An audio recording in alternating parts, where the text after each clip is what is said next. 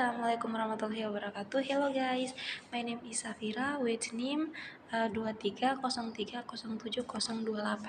Oke, di video kali ini saya akan menjelaskan mengenai psikologi pendidikan dengan beberapa materi, yaitu metode kontribusi, belajar dan mengajar, teori, gaya, gangguan perilaku dan kesalahan belajar, juga perspektif transfer pembelajaran, dan yang terakhir adalah kesimpulan dari semuanya. Oke, untuk tidak buang waktu lagi, mari kita next ke video pembelajarannya. Untuk materi pertama yaitu metode kontribusi psikolog pendidikan, yang merupakan pendekatan yang digunakan dalam bidang psikologi pendidikan untuk memberikan kontribusi dalam pengembangan teori dan praktek pendidikan. Ada beberapa metode kontribusi psikologi pendidikan yang umumnya digunakan, yaitu penelitian eksperimental yang melibatkan desain penelitian yang memungkinkan para psikolog pendidikan untuk menguji hipotesis dan menyelidiki hubungan sebab akibat dalam konteks pendidikan. Penelitian eksperimental dapat memberikan pemahaman mendalam tentang faktor-faktor psikologis yang memengaruhi proses pembelajaran dan pengajaran yang berlangsung. Ada juga penelitian observasional yang melibatkan pengamatan langsung terhadap perilaku dan interaksi individu dalam konteks pendidikan.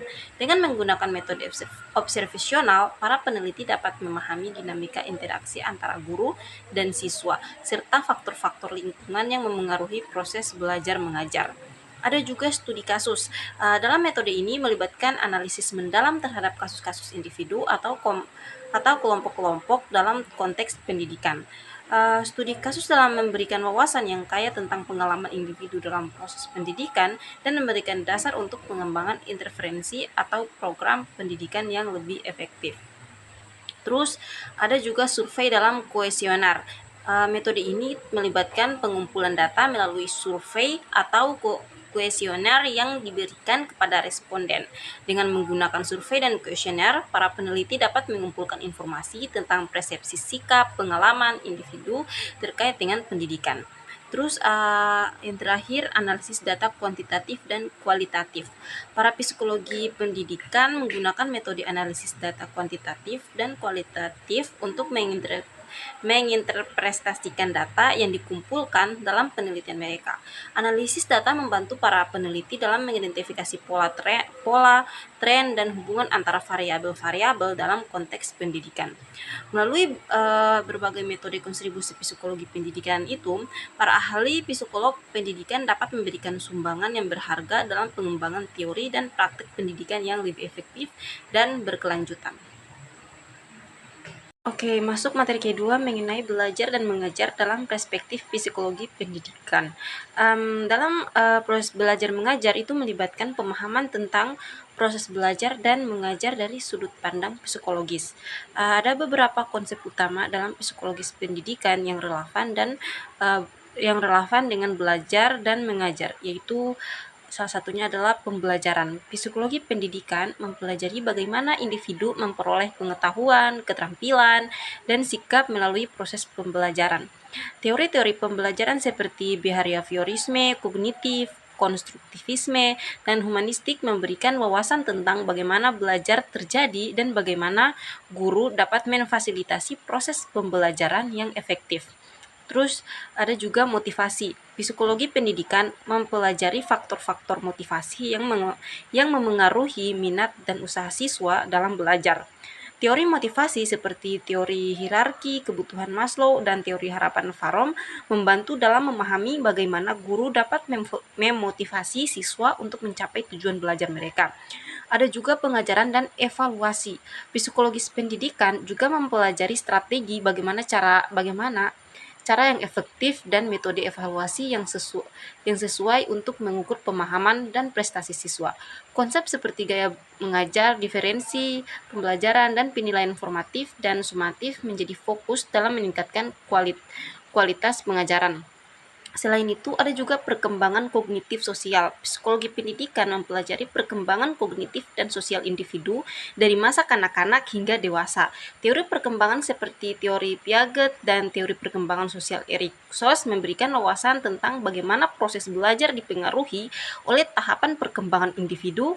Dengan memahami aspek-aspek tersebut dalam perspektif psikologis pendidikan, guru dapat merancang pengalaman belajar yang mendukung perkembangan siswa secara holistik dan mempromosikan pencapaian akademik dan sosial yang optimal.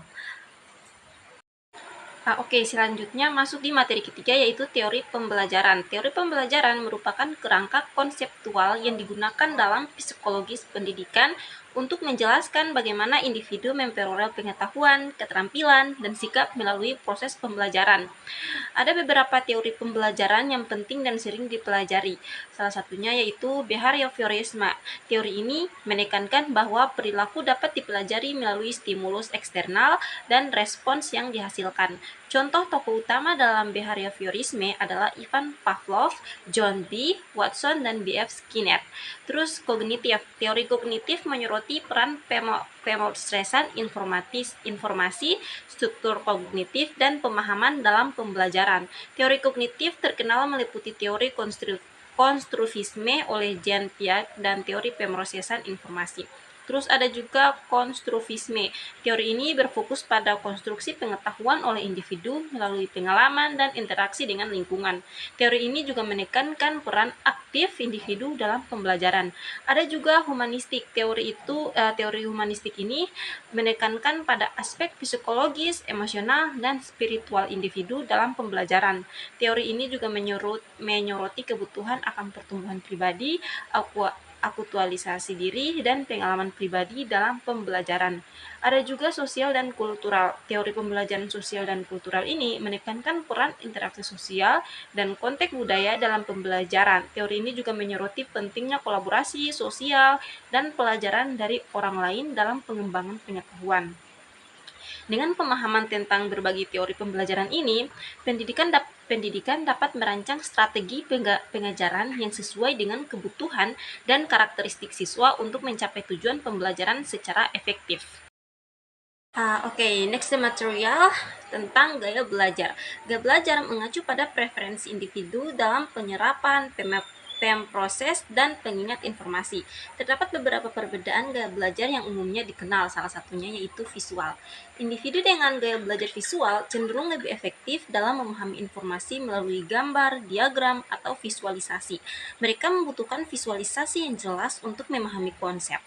Ada juga gaya belajar auditif. Gaya belajar auditif melibatkan preferensi terhadap pendengaran dan suara. Individu dengan gaya belajar ini lebih mudah memahami informasi melalui penjelasan lisan, diskusi, dan rekaman audio.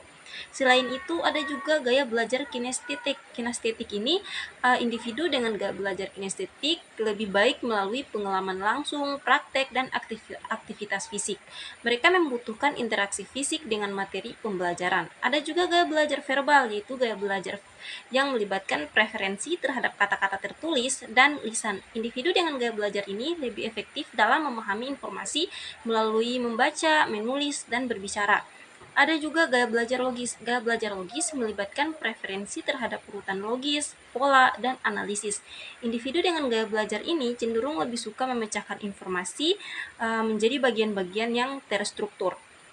Terus ada juga sosial. Individu dengan gaya belajar sosial lebih suka belajar melalui interaksi dengan orang lain, diskusi kelompok, dan kolaborasi. Mereka mendapatkan pemahaman melalui berbagai ide dan pengalaman.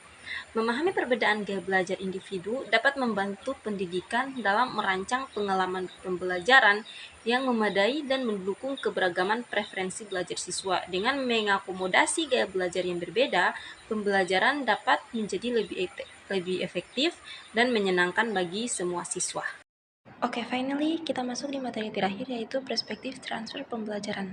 Adalah konsep dalam psikologi pendidikan yang merujuk pada kemampuan seseorang untuk menggunakan pengetahuan, keterampilan, atau konsep yang telah dipelajari dalam satu konteks untuk memahami atau menyelesaikan masalah dalam konteks berbeda.